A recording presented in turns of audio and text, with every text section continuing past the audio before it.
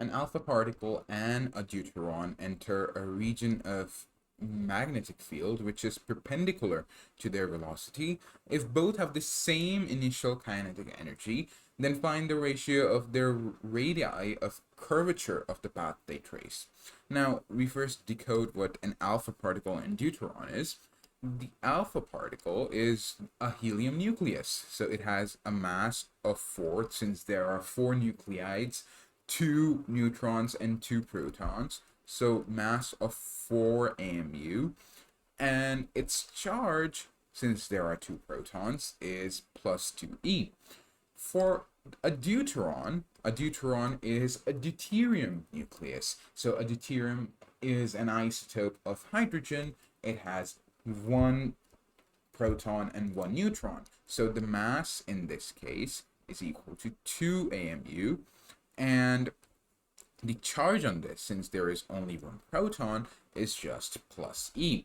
Now, they have the same initial kinetic energy, and since it's about magnetic field, a uniform magnetic field perpendicular to their velocity, we know that it's a circle. So the path that they're tracing is a circle. We'll just take that for granted for now.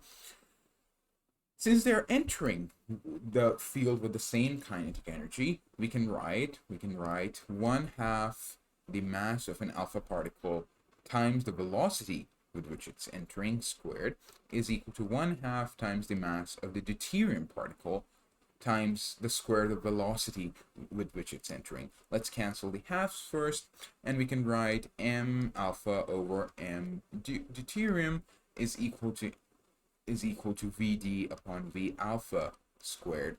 We know that m alpha over m deuterium from this data is just equal to 2.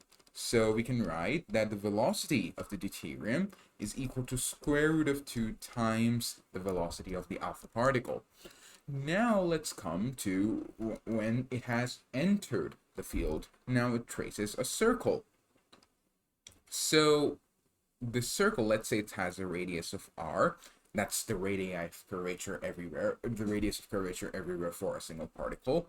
So the centripetal force on this is QVB, and that has to be equal to mv squared upon r. So we can write that the radius of curvature it traces is equal to mv divided by qb, and that this is a standard formula. We all remember that.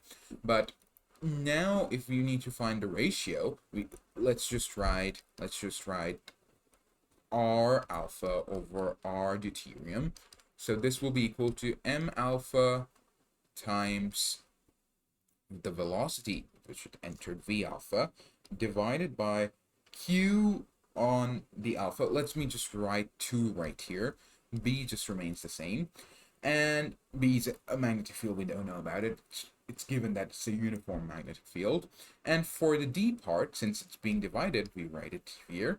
So MD, and you have VD, and you have the charge here, Q will be equal to 1 in case of the deuteron.